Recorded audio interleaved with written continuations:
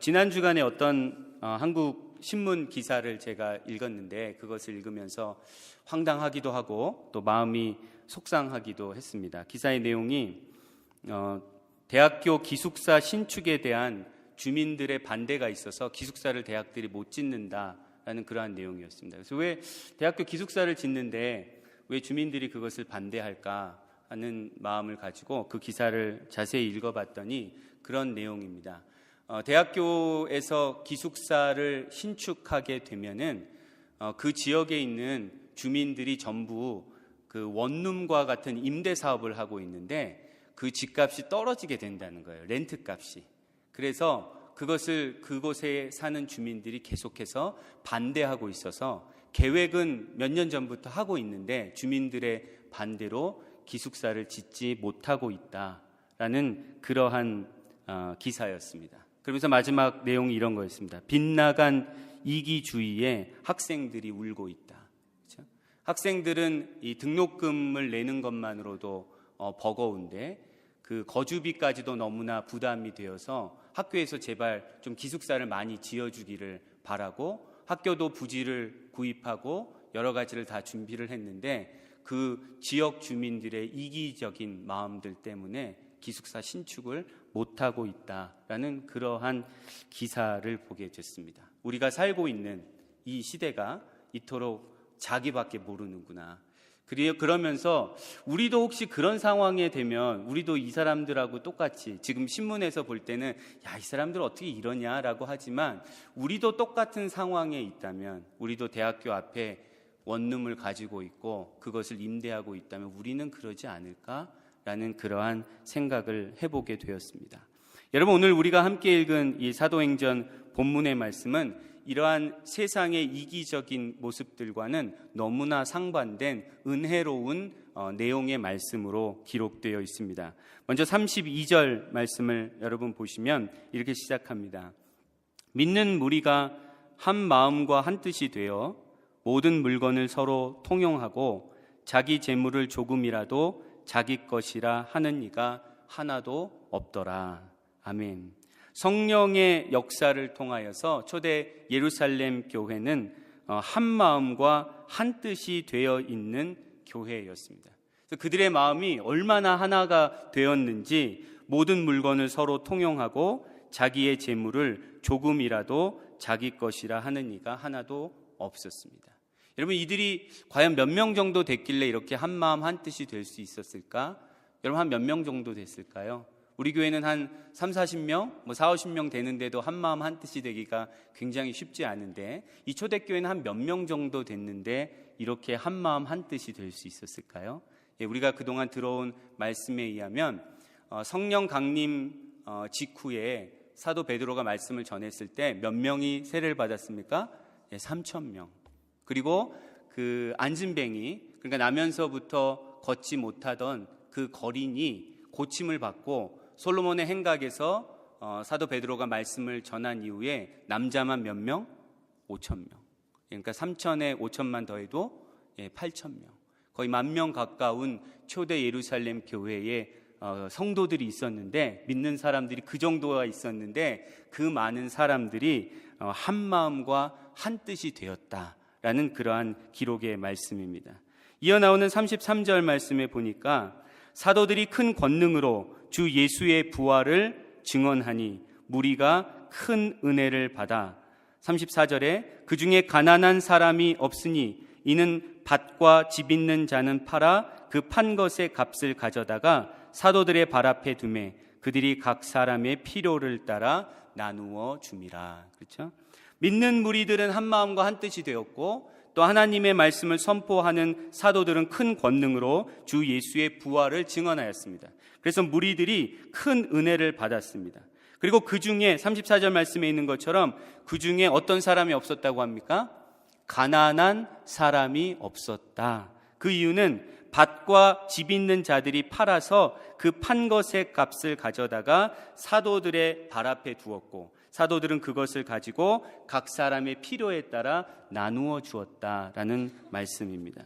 여러분, 이것은 자발적인 그러한 나눔이지요.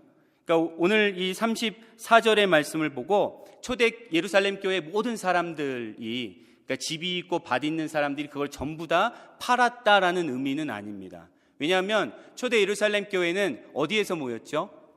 어디에서 모였습니까? 초대 교회는 우리 목장과 같이 가정에서 모였죠. 가정에서. 그렇기 때문에 많은 교인들이 자기의 집을 가지고 있었고 그 집에서 함께 모였습니다. 그런데 특별히 하나님께서 성령의 역사를 통하여 감동을 준 어떤 사람들이, 몇몇 사람들이 그들이 가지고 있던 밭도 팔고 그리고 집도 팔아서 그것을 가지고 사도들의 발 앞에 두었고 사도들이 그것으로 가난한 필요한 성도들을 도왔다라는 그러한 말씀입니다. 그리고 거기에 대한 구체적인 사례가 36절과 37절 말씀에 기록되어 있습니다.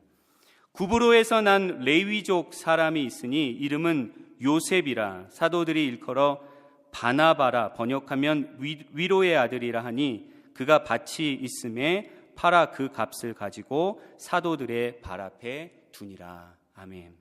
구브로 출신인 레위족 사람 요셉이라는 사람이 있었는데 이 사람이 우리가 잘 알고 있는 이제 앞으로 사도행전을 우리가 진행해 나가면서 많이 등장하게 되는 바나바라는 사람입니다. 그런데 이 요셉이라는 이 바나바가 그의 밭이 있었는데 그 밭을 팔아서 그 값을 가지고 사도들의 발 앞에 두었다라는 구체적인 한 사례에 대한 말씀도 여기에 기록하고 있습니다. 여러분 오늘 이 함께 읽은 이 본문 말씀, 특별히 32절에 믿는 무리가 한 마음과 한 뜻이 되어 모든 물건을 서로 통용하고 자기 재물을 조금이라도 자기 것이라 하는 이가 하나도 없더라 라는 이 말씀은 여러분 사도행전에서 처음 들어보는 말씀이십니까? 아니면 이전에 들어본 것 같은데 하는 말씀이십니까? 어떠십니까? 처음 들어보는 말씀이 아니고 어딘진 모르겠는데 이전에 들어본 말씀입니다. 어디에서 들어봤냐면 사도행전 2장에서 우리가 들었던 말씀입니다. 사도행전 2장 44절에서 45절의 말씀을 보시면 이렇게 기록되어 있습니다. 여러분 성경을 보셔도 좋고 그 다음에 자막을 보셔도 좋고 사도행전 2장 44절과 45절 말씀에 이렇게 기록되어 있습니다. 믿는 사람이 다 함께 있어 모든 물건을 서로 통용하고 또 재산과 소유를 팔아 각 사람의 필요를 따라 나누어 주며. 그렇죠? 오늘 우리가 함께 읽은 이 본문, 특별히 4장 32절에 있는 말씀과 거의 똑같이 반복되는 말씀입니다. 여러분 그러면 이 사도행전은 누가 지었죠? 누가 썼습니까? 기록을 누가 했죠? 제가 답을 다 알려주고 있는데 누가가 있죠. 누가가 사도행전을 기록하면서 왜 똑같은 말을 2장 뒷부분에서도 하고 지금 4장 뒷부분에서 또 똑같은 말을 왜 또 하고 있을까? 왜 할까요? 여러분 똑같은 말을 여러분 반복하실 때 왜 합니까? 아이들한테 자꾸 똑같은 말 왜 하십니까? 중요하니까. 중요하니까죠. 그러니까 이 말씀은 누가의 관점으로 초대교회를 봤을 때 굉장히 중요한 말씀이었다는 거예요. 믿는 무리가 한 마음과 한 뜻이 되어 모든 물건을 서로 통용하고 그리고 자기 재물을 조금이라도 자기 것이라 하는 이가 하나도 없었다라는 이 모습은 누가의 관점에서 볼 때 이것은 너무나도 중요한 사건이었다는 겁니다. 왜 이게 그렇게 중요한 사건이었을까? 여기 신명기 15장 1절에서 5절 말씀을 한번 볼까요? 신명기 15장 1절에서 5절 말씀에는 하나님께서 모세를 통해서 면제년, 그러니까 매 7년마다 너희들이 면제년의 계명을 지켜야 된다라는 그러한 명령을 주십니다. 우리 같이 한번 보이시나요? 잘 보이시죠? 우리 신명기 15장 1절에서 5절 말씀 한 목소리로 읽어봅니다. 시작. 매 7년 끝에는 면제하라. 면제의 규례는 이러하니라. 그의 이웃에게 꾸어준 모든 체주는 그것을 면제하고 그의 이웃에게나 그 형제에게 독촉하지 말지니 이는 여호와를 위하여 면제를 선포하였음이라. 이방인에게는 네가 독촉하려니와 내 형제에게 꾸어준 것은 내 손에서 면제하라. 네가 만일 내 하나님 여호와의 말씀만 듣고 내가 오늘 내게 내리는 그 명령을 다 지켜 행하면 내 하나님 여호와께서 내게 기업으로 주신 땅에서 내가 반드시 복을 받으리니 너희 중에 가난한 자가 없으리라. 아멘. 그렇죠? 면제년에 대한 규례를 하나님께서 주시면서 매 7년마다 형제에게 돈을 꾸어준 경우에 그 돈을 어떻게 하랍니까? 전부 탕감해 줘라. 그것을 면제해 줘라. 이렇게 말씀해 주셨습니다. 그러면서 네가 만일 내 하나님 여호와의 말씀만 듣고 내가 오늘 내게 내리는 그 명령을 다 지켜 행하면 내 하나님 여호와께서 내게 기업으로 주신 땅에서 네가 반드시 복을 받으리니 너희 중에 가난한 자가 없으리라. 이러한 말씀을 해 주셨습니다. 여러분, 이 신명기 15장 1절과 5절의 말씀과 오늘 본문의 말씀에 겹치는 말씀이 나옵니다. 어떤 말씀이죠? 저기에 있는 말씀 중에 본문에 그대로 나와 있는 말씀이 있어요. 너희 중에 가난한 자가 없으리라. 그게 사도행전 어디에 나옵니까? 오늘 본문 34절 말씀에 있죠. 그 중에 가난한 사람이 없으니 이는 밭과 집 있는 자는 팔아 그 판 것의 값을 가져다가 사도들의 발 앞에 두매 그들이 각 사람의 필요를 따라 나누어 줌이라. 그렇죠? 그러니까 여러분, 우리에게는 그 중에 가난한 사람이 없으니라는 이 사도행전 말씀을 읽을 때 우리는 뭐 이게 무슨 말씀인가 하고 읽지만 당시 이 말씀을 읽은 유대인들에게는 이 말씀은 굉장히 익숙한 말씀입니다. 어디에 있는 말씀입니까? 토라에 있는 말씀이에요. 신명기에 있는 말씀이었기 때문에 그들은 이 글을 읽으면서 누가가 무슨 말을 하려고 했는지를 그 의도를 그들은 분명히 알아챌 수 있었습니다. 누가가 지금 무슨 말을 하고 있는 겁니까? 지금 성령의 역사로 말미암아 생겨난 이 초대 예루살렘 교회는 바로 하나님의 백성들이었다. 하나님의 언약의 공동체였다. 하나님께서 기뻐하시는, 하나님께서 복을 주시는 공동체였다라는 것을 증거하고 있습니다. 왜 그렇습니까? 그들이 자발적으로 자신들의 소유와 재산을 팔아 서로의 필요를 채워줌으로써 그 중에 가난한 사람이 없었다라는 이 말씀, 하나님께서 신명기를 통하여서 말씀해 주셨던 저 말씀이 이 사도행전에서 그대로 이루어졌다라는 것을 지금 증거하고 있는 것입니다. 여러분, 그래서 예수 그리스도의 몸된 교회, 그리고 하나님 나라의 백성이라면 우리에게도 이 초대교회에 나타났던 것과 같은 표지, 그러한 모습들이 우리들 가운데 있어야 합니다. 어떤 표지입니까? 서로를 돌보는 삶, 서로를 위해서 나의 것을 나누어 주는 삶, 그러한 삶이 우리들 가운데 반드시 필요하다. 그것이 참 교회의 모습이다. 참 하나님 나라의 백성의 모습이다라는 것을 오늘 본문 말씀을 통하여서 우리가 보게 됩니다. 여러분, 사도행전 3장과 4장, 우리 지난주까지 들었던 4장 31절까지는 이게 하나로 쭉 사건이 연결되는 사건입니다. 3장 처음에 어떤 일이 일어났습니까? 사도 베드로와 요한이 오후 3시 기도 시간에 성전으로 올라가다가 성전 문 앞에서 구걸하던, 태어나면서부터 걷지 못하던 거린을, 병자를 예수 그리스도의 이름으로 치유해 주죠. 그리고 나서 그 사건 때문에 모여든 사람들에게 예수 그리스도가 생명의 주이심을 증거하고 또 그 일로 인하여서 공회에 붙잡히게 되고, 그리고 공회에서 뭐를 받죠? 신문을 받게 되고, 그리고 마침내 풀려나서 지난 주일에 들은 말씀, 그들이 함께 무엇을 했습니까? 하나님 앞에 기도를 했죠. 하나님, 우리가 하나님의 말씀을 계속해서 담대하게 전할 수 있도록 하나님 인도해 주십시오. 이렇게 기도했습니다. 그리고 3장과 4장을 마무리하면서 이 마지막 4장의 마지막 부분인 이 32절과 37절에서 누가가 무엇을 기록했냐 하면 초대교회 성도들의 삶에 대해서 얘기를 했다는 거예요. 여러분, 이것은 무엇을 말합니까? 여러분, 성령의 역사는 병고침의 역사도 있을 수 있고, 그리고 예수 그리스도의 복음을 담대하게 증거하고 선포하는, 그래서 많은 사람들이 변화되는 역사도 있을 수 있고, 그리고 성도들이 함께 모여서 기도하고 성령의 충만을 받는 역사도 있을 수 있습니다. 그런데 그리스도인들의 삶의 가장 절정은 성령의 가장 큰 권능의 역사는 무엇이라는 겁니까? 성도들의 삶의 변화라는 겁니다. 삶에 어떠한 변화가 있습니까? 이러한 일이 여러분 일어날 수 있습니까? 8,000명, 거의 10,000명이 되는 사람들이 한 마음과 한 뜻이 된다는 일이 일어날 수 있습니까? 우리가 얼마나 내 것이 소중한데 내 것을 내 것이라고 하지 않고 그것을 기꺼이 다른 사람의 필요에 따라 나눠주는 이러한 일이 어떻게 일어날 수 있습니까? 그것이 바로 성령의 권능이라는 겁니다.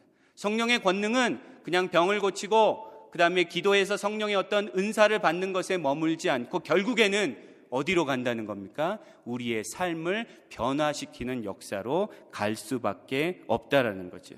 성령의 권능은 이처럼 성도들의 삶을 변화시켜 나갑니다.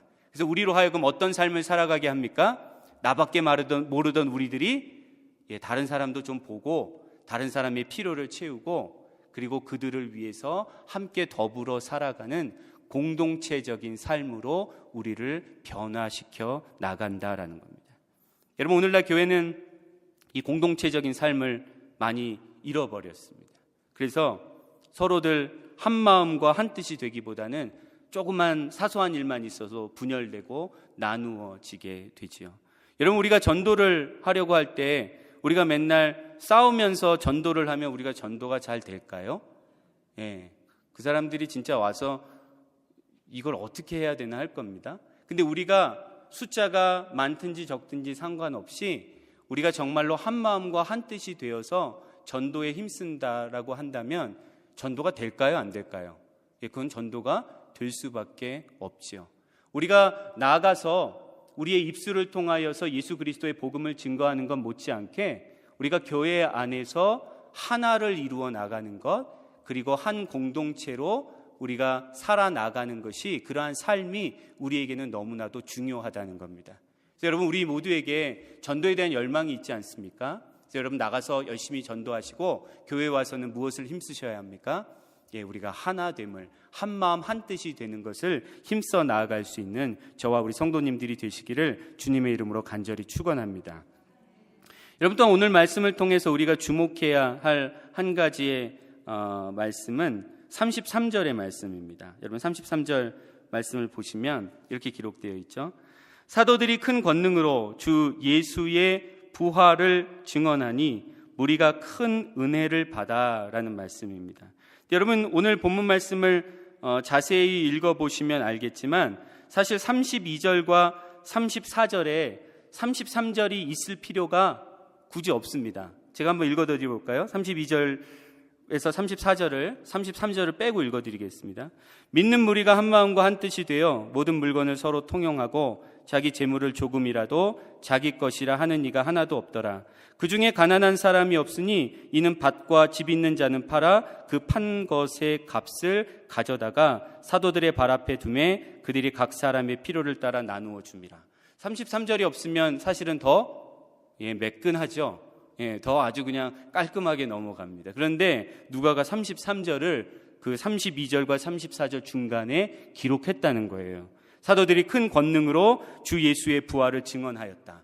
무리가 큰 은혜를 받았다라는 것을 그 사이에 넣었다는 겁니다. 이것은 어떤 의미가 있습니까? 교회 안에서의 이 공동체적인 삶과 예수 그리스도의 부활 사이에는 굉장히 긴밀한 관계성이 있다라는 겁니다. 여러분, 어떤 관계성이 있는 것일까? 부활하신 예수 그리스도에 대한 믿음 안에서 살아가고 있는 사람들은 더 이상 이 세상의 소유에 대해서 이기적일 수 없다라는 말씀입니다. 즉, 부활의 확신과 부활의 소망을 가지고 살아가는 사람들은 더 이상 예전처럼 그렇게 물질에 대해, 나의 소유에 대해 이기적일 수 없다. 그래서 교회 안에서 필요가 있는 사람들에게 나의 것을 기꺼이 나누어 주려고 한다라는 그러한 말씀이죠.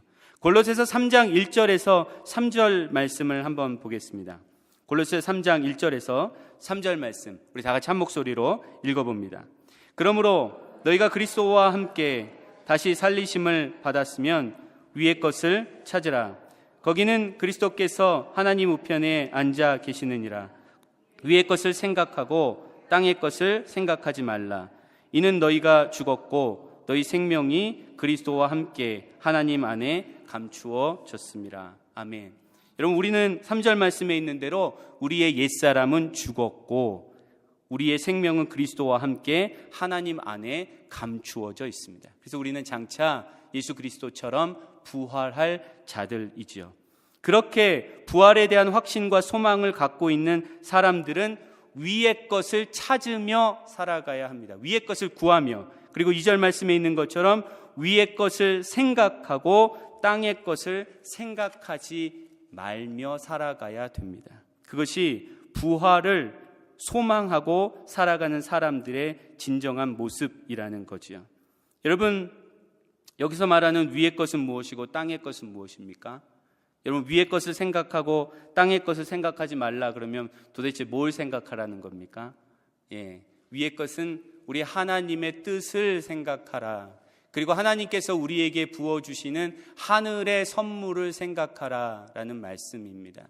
그리고 땅의 것은 무엇입니까? 나의 욕심, 그리고 우리가 땅에서 그렇게 얻으려고 하는 물질적인 것들, 지금은 뭔가 붙잡은 것 같지만 사실은 아무것도 남지 않게 될 것들, 그러한 것들을 땅의 것이라고 합니다. 여러분, 우리는 부활에 대한 확실한 소망을 가지고 있기 때문에 이 세상을 살아가면서 영원의 관점으로 살아가야 되는 자들입니다. 그러니까 우리가 지금 이 세상을 살면서 어떤 사람은 70, 어떤 사람은 80, 혹은 90, 혹은 100세, 이것이 내 삶의 전부라고 생각하고 살아가는 것이 아니라 우리는 장차 부활하여 영원을 살아갈 자들이라는 그 확신을 가지고 영원의 관점을 가지고 이 세상의 모든 것을 바라봐야 한다라는 그러한 말씀이죠. 여러분, 영원의 관점에서 본다면 소유하고 많이 내 것을 쌓아두는 것이 좋을까요? 그것을 다른 사람들에게 나누어 주는 것이 좋을까요? 어떤 게 좋을까요? 만약에 우리가 이 땅에서 100살을 딱 살고 끝이다, 아무것도 없다 그러면 여러분, 내 것을 자꾸 챙기고 소유하는 게 좋겠습니까? 나누어 주는 게 좋겠습니까? 어떻게 좋을까요? 이 세상이 다라면 내가 죽을 때까지 어떻게든 더 누려보고 더 소유하고 더 갖는 게 좋겠죠. 그런데 이 세상의 100년이 다가 아니고 우리의 삶이 영원하다면, 우리가 부활하여 예수 그리스도와 함께 영원을 살 거라면 내 것을 자꾸 챙기고 소유하는 게 좋을까요? 있는 것을 자꾸 나누어 주는 게 좋을까요? 나누어 주는 게 좋죠. 왜 그렇습니까? 우리 하나님의 관점에서 볼 때, 하나님의 영원의 관점에서 볼 때 내 것을 소유하는 것보다 그것을 자꾸 나누고 다른 사람의 필요를 채워주는 것이 하나님이 기뻐하시는 것이기 때문에 그렇습니다. 마찬가지로 영혼의 관점으로 산다는 것은 다른 사람 위에 내가 지배하고 군림하는 것보다는 다른 사람을 섬기는 것이 훨씬 더 가치 있고 유익하다는 것을 알게 되지요. 또한 영혼의 관점으로 볼 때는 누가 나한테 좀 서운하게 하고 혹은 나한테 해를 입혔을 때 내가 똑같이 보복하고 그 사람에게 원수를 짓는 것이 아니라 그 사람을 용서하는 것이 훨씬 더 가치 있고 유익하다는 것을 분명하게 알 수 있다는 거예요. 여러분, 요즘 영어에 여러분 다 들어보셨을 텐데 게임 체인저라는 말이 있습니다. 게임 체인저. 모든 걸 확 바꿔버리는 어떤 사건이에요. 여러분, 예수 그리스도의 부활은 우리들에게 그러한 게임 체인저와 같이 우리의 모든 관점을 바꾸어 버리는 사건입니다. 우리가 이 세상을 그냥 80년, 90년, 100년을 살 것이 아니라 우리가 영원을 살 거기 때문에 정말로 가치 있는 것이 무엇인지를, 소유하는 것이 가치 있는 것인지 아니면 그것을 더불어 함께 사용하는 것이 가치 있는 것인지를 우리가 다시금 판단할 수 있는 그 사건이 바로 예수 그리스도의 부활이라는 것을 분명히 깨달아야 합니다.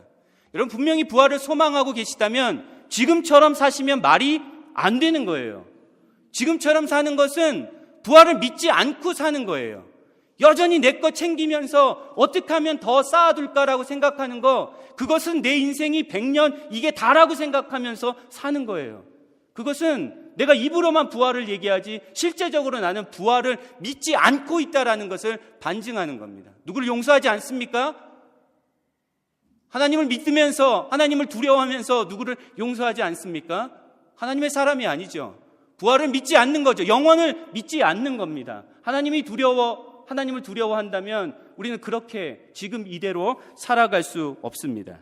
누가복음 12장 34절 말씀에서 예수님께서 이렇게 말씀하셨습니다. 우리가 너무나 잘 아는 말씀이에요. 너희 보물 있는 곳에 너희 마음도 있으리라. 그렇죠? 우리의 마음이 어디에 있다고요? 우리의 보물 있는 곳. 여러분 보물 어디 있습니까? 지금 어디에 보물 있으세요? 보물 있다라는 것은 내가 돈을 어디에 쓰고 있느냐라는 말이에요. 내가 돈을 쓰고 있는 그곳에 내 마음이 가 있다는 거예요. 내가 나 자신을 위해서, 나 자신이 좀 더 잘 먹고 잘 입고 그리고 편안하게 살기 위해서 나 자신을 위해서 열심히 돈을 쓰고 있다. 내 마음은 어디에 가 있는 거예요? 나에게만 있는 거예요. 내가 내 자식들만을 위해서 어떻게 하면 자식들을 더 잘 키울 수 있을까? 어떻게 하면 얘네들에게 더 좋은 것을 남겨줄 수 있을까? 거기에만 돈을 쓰고 있다면 내 마음은 어디에 있는 거예요?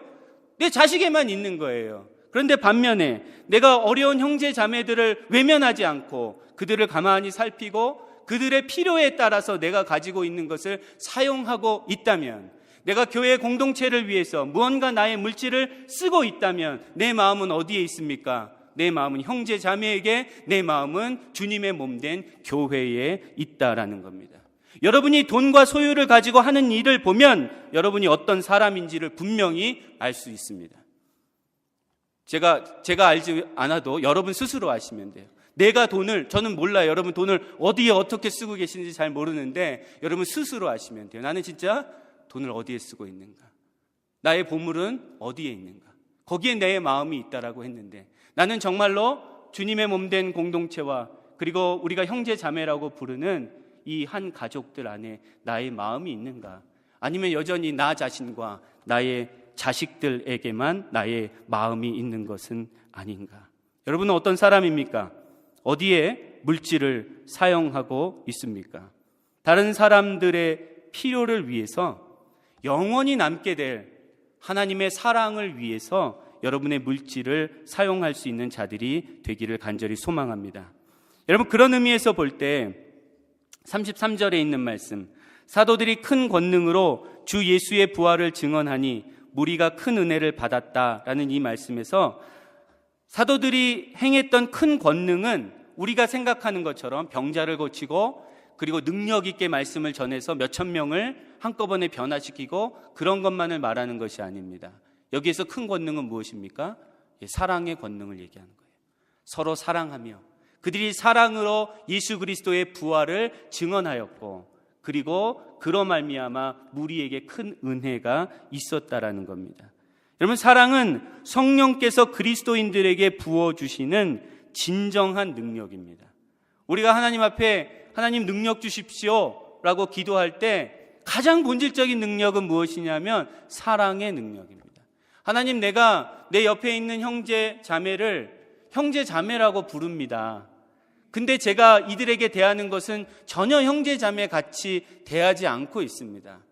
하나님, 저에게 능력을 주십시오.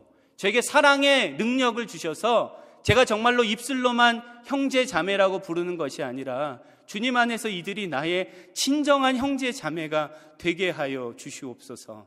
여러분, 이것이 우리가 성령의 권능을 바라면서 구해야 될 기도입니다. 여러분, 그 능력을 가지고 우리가 먼저 이곳에서 서로 사랑하며 그리고 또 그 사랑을 가지고 세상에 나아가 이웃을 사랑하게 될 때 우리는 진정으로 세상을 이길 수 있는 그리스도인들이 될 줄로 믿습니다. 여러분, 오늘 이 말씀하고 제가 이건 사도행전 계속 순서대로 나가기 때문에 제가 어떤 의도한 말씀을 전할 수가 없습니다. 그런데 오늘 이 말씀을 제가 전하고 이번 주부터 우리 교회가 다시 무엇을 시작하냐면 목장 모임을 시작합니다. 7월, 8월 쉬었던 목장 모임을 다시 시작합니다. 여러분, 목장 모임은 우리가 서로에 대한 사랑을 실천할 수 있는 귀한 소그룹입니다. 여러분, 그곳에서 여러분이 가지고 있는 귀한 것들을 함께 나눌 수 있고 그리고 나에게 진정한 형제 자매가 누구인지를 발견할 수 있는 그러한 자리입니다. 그래서 여러분, 다시 시작되는 이 목장 모임을 위해서 함께 기도하시고 그곳에 내가 더 헌신하고 그곳에서 오늘 말씀에 초대교회 성도들이 실천하였던 나눔과 사랑을 실천해야 되겠다라는 새로운 각오로 나아갈 수 있기를 소망합니다. 여러분, 오늘 말씀이 간절히 바라기는 저와 여러분들의 삶 가운데 이루어지기를 소망하고 우리 교회 가운데 이루어지기를 소망합니다. 이 초대 예루살렘 교회의 모습을 보고 우리의 모습을 볼 때 하나님 앞에 사실 눈을 뜰 수가 없습니다. 눈을 들어 볼 수가 없습니다.